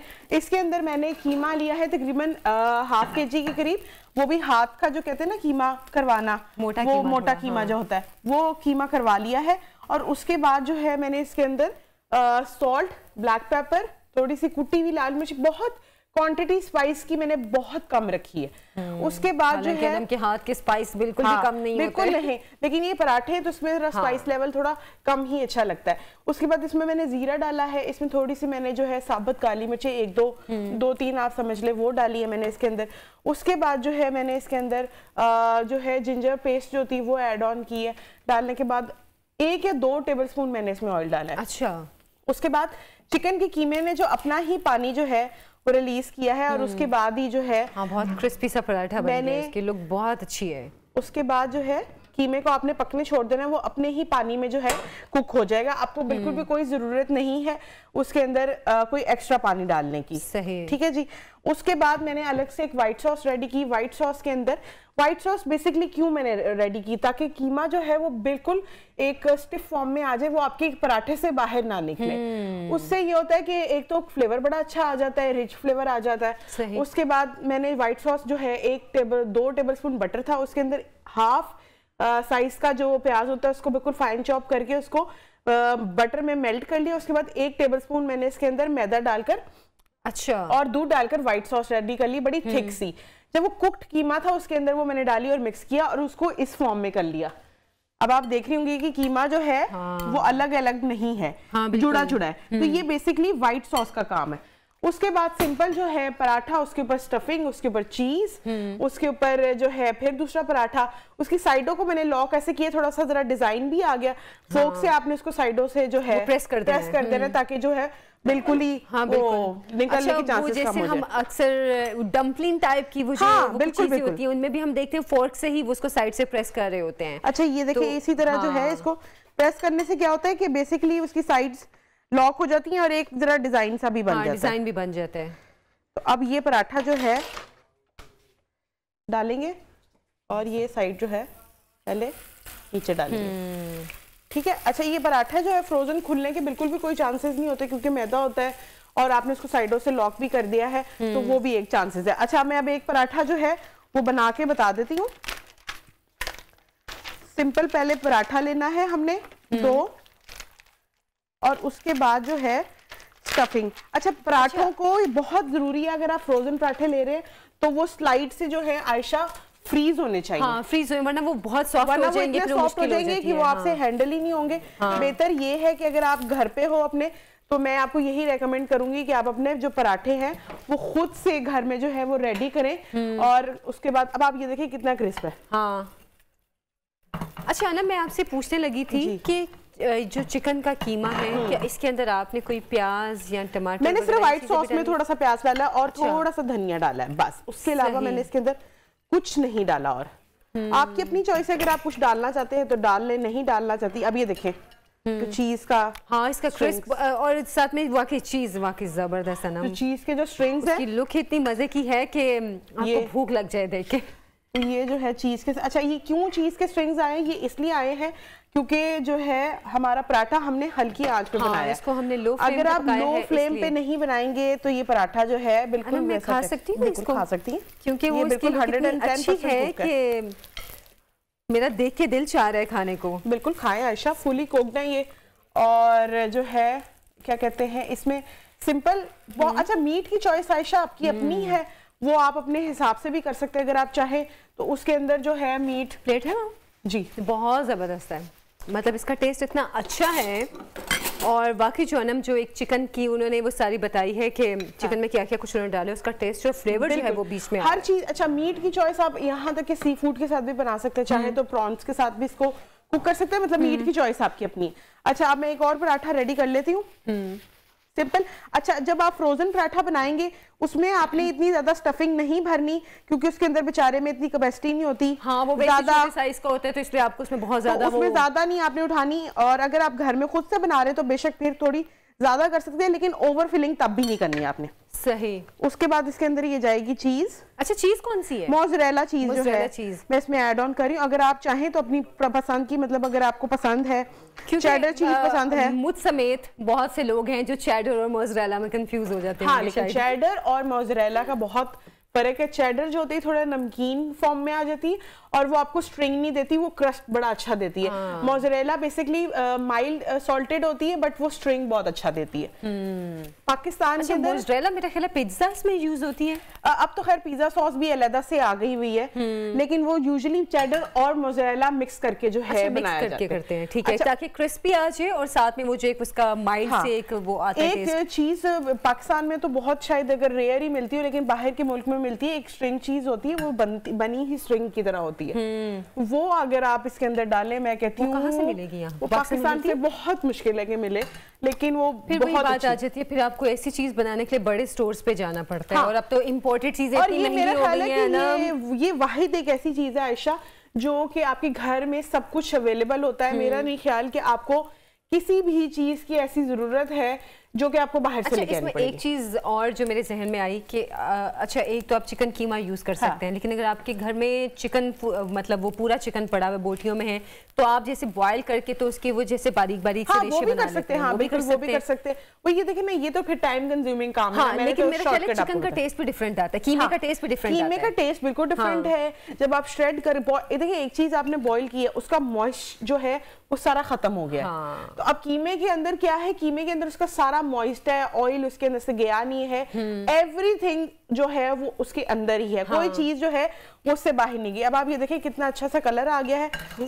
अच्छा मेरा ख्याल है इससे पहले वाला पराठा ज्यादा क्रिस्पी नहीं था, उसके बाद का हर पराठा पहले वाला इसलिए क्योंकि वो मैंने काफी देर से निकाल के रखा हुआ है, तो उसकी वजह से भी हो सकता है। तो ये जो है पराठे आप इस तरह जबरदस्त पराठों में पराठे बना रही हैं। मजेदार बात है कि टाइम कंज्यूमिंग नहीं है। हाँ। एक बंदा बना ले, एक बंदा फ्राई कर ले, ऐसे भी हो सकता है। हाँ ये भी है, एक बंदा बनाए एक फ्राई करे। अगर आप फ्रोजन बना रहे हैं और ये जैसे कि आपके घर पे मेहमान आने, आपने ब्रंच का कोई सिस्टम रखा हुआ है, तो आप क्या कर सकते हैं कि आप जो है सिंपल एक दिन पहले कीमा भी प्रिपेयर करके रख सकते हैं। हाँ ये चीज है कि आपके घर में मेहमान आने, ब्रंच आपने बनाना है तो ब्रंच में ये बहुत जबरदस्त चीज है, इस तरह के पराठे। अब ये और जब उसको कट करके इस तरह डिश आउट करेंगे तो वो जाहिर सी बात है मेहमान खाएंगे और कहेंगे ये क्या चीज इन्होंने आज बनाई है। आज तो आपने हमारी मौजें करा दी। फिर आप कहेगा हमने अनम से सीखा है। मेरा नाम जरूर कोट कीजिएगा, देखें मुझे अपना फीडबैक जरूर दिया करें कि आप किस तरह की चीजें खाना। और वैसे भी आपको पता है कि आयशा सर्दियां हैं, सर्दियों में इस तरह की चीजें, ये पराठे टाइप की बड़ी अच्छा, ये चाय के साथ बड़ा ही जबरदस्त इसका कॉम्बिनेशन है। और मिंट सॉस जो है वो इसके साथ, मतलब वो कहते हैं ना कंप्लीट।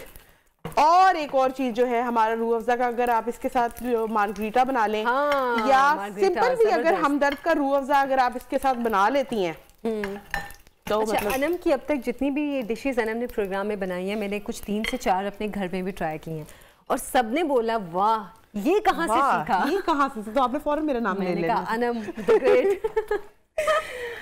हमारी अनम शेख शेफ। एक और बड़ी अच्छी टिप है ये कि अगर आप चाहें तो आप जो कीमा भी आपने रात को प्रिपेयर कर लिया, आटा भी गूंद के, यहाँ तक कि उनके जो पेड़े हैं वो भी आपने बनाकर ऊपर ऑयल लगा के रख दिया। मैं तो कहती हूँ सुबह बिल्कुल कोई काम नहीं होगा। अच्छा अनम, एक मेरे जहन में सवाल आया था, जैसे पेड़े आपने बोला कि बना के रख दिए।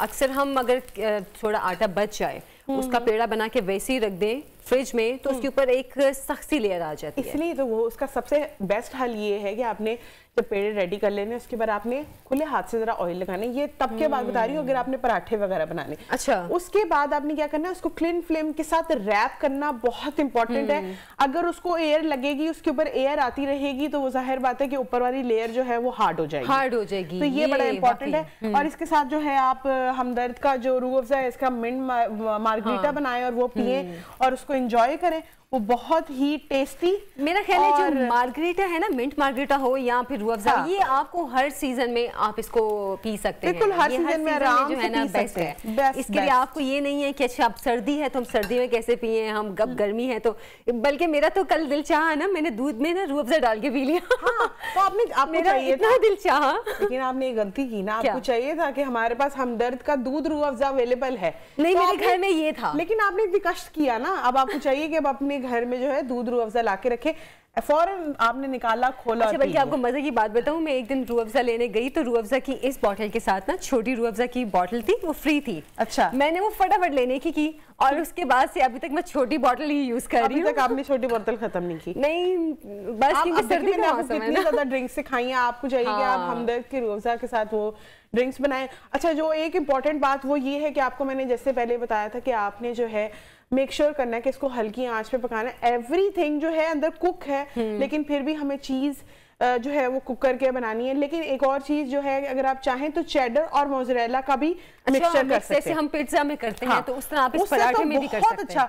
और एक और चीज, जब ये ऑयली से आप नहीं खाना चाह रहे फॉर एग्जांपल, तो आप क्या कर देंगे, आपने अपनी अवन की ट्रे लेनी है, उसको ग्रीस करना है, उस पे ये पराठा रखना है, उसके ऊपर फिलिंग वगैरह डाल के सारी चीजें वैसे ही करके, मतलब वैसे ही पूरा पराठे की शेप देकर ऊपर से आपने उसको ब्रश कर देना या स्प्रे कर देना ऑयल के साथ। यही काम आप अवन में भी कर सकते हैं, यही काम आप एयर फ्रायर में भी कर सकते हैं। अच्छा। तो और बल्कि मुझे लगता है कि अवन और एयर फ्रायर में बहुत ज्यादा चीज जो है वो क्रिस्पी बनती है। हाँ, मतलब उसकी जो ऊपर नीचे की लेयर है वो भी क्रिस्पी होगी। बिल्कुल। हाँ, और बाद में जो अंदर वो चीज होगी वो भी इसको मजीद क्रिस्प देगी। बिल्कुल। ये जो है मतलब ये वही टिप्स एंड ट्रिक्स हैं, आप अपने हिसाब से ये है। अब मैं ये तो नहीं कह सकती कि डाइट वाले लोग हैं मैदा खा रहे हैं, नहीं ये, लेकिन मैंने आपको एक ऑप्शन दी है कि अगर आपको ऑयल, अगर आप बिल्कुल स्किप करना चाह रहे हैं, आपका नहीं दिल कर रहा कि आप ऑयली चीज खाएं, तो आप उसको अगर आपने अच्छी चीजें खानी है तो आपको डाइट कॉन्शियस नहीं होना पड़ेगा। आपको ये चीजें मजे लेने के लिए भर भर के तेल। चलिए जनाब, आज की आपने पराठे भी देख लिए, मजेदार से हमने पराठे बनाए, मैंने थोड़ा सा ट्राई भी कर लिए।